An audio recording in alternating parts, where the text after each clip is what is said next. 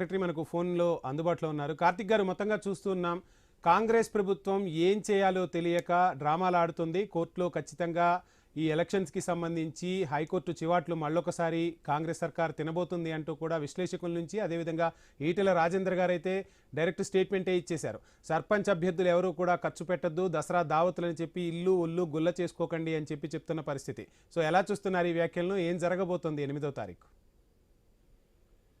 Sir, అయితే ఈ రోజు ఈటెల రాజేందర్ గారు మాట్లాడింది ఏంటి అంటే, మనం ఎట్లాగూ గెలిచేది లేదు పెట్టేది లేదు కాబట్టి మీరు అనవసరంగా డబ్బులు ఖర్చు పెట్టుకోవద్దని చెప్పడాన్ని ఇంకొక రకంగా చెప్పినారు. ఏమని అంటే, ఎన్నికలు వచ్చేది లేదు పెట్టేది లేదని ఇంకొక రకంగా దాన్ని అంటే వారి స్టైల్లో చెప్పడానికి ప్రయత్నం చేశారు. అంటే భారతీయ జనతా పార్టీ అభ్యర్థులకి చెప్పారా?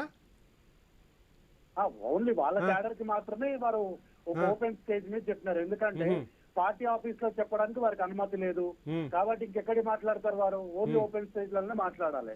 కాబట్టి వారి కార్యకర్తలకు మాత్రమే వారు ఏమంటున్నారంటే, మీరు డబ్బులు ఖర్చు పెట్టుకోకండి, మనం గెలిచేది లేదు పెట్టేది లేదు, దీని వల్ల మీకున్నటువంటి చిన్నపాటి ఆర్థిక పరమైనటువంటి అంశాలు కూడా దెబ్బతింటాయని వారు చెప్పకనే చెప్పారు.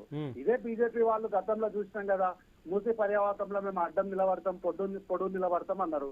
ఈ రోజు బస్సు నిద్రలు చేస్తాం, మేము ఏదో ఉద్ధరిస్తాం అన్న వాళ్ళు ఈ రోజు మరి బస్సు నిద్రకు ఎందుకు వస్తలేరు? ఈ రోజు ఎందుకు పారిపోతున్నారు? ఏ విషయంలోనైనా మొన్న గ్రూప్ 1 ఎగ్జామ్స్ రిజల్ట్స్ విషయంలో కూడా చూసినాము. ఏమైంది? అలా ఆఖరికి కాంగ్రెస్ పార్టీ ఏం చెప్పిందో అదే జరిగింది. గతంలో 10 సంవత్సరాలు కాంగ్రెస్ పార్టీ ఏదైతే చెప్తూ వచ్చిందో గదే ఈ రోజు కల్వకుంట్ల కవిత గారు వచ్చి చెప్తున్నారు. కాబట్టి నేను ఏమంటున్నా, ఈ రోజుకు వినడానికి మీరు కొంత మీడియాలో కెమెరాల ముందు బతకడానికి ఏదైనా ఇట్లాంటి మాటలు లేకపోతే ఇట్లాంటి వ్యాఖ్యలు పనికొస్తాయి తప్ప ఎక్కడా కూడా ప్రజలకు మంచి చేయడానికి వ్యాఖ్యలు ఏవి కూడా పనికిరావు. అయితే ఎన్నికలు అనేటివి ఈ స్థానిక సంస్థ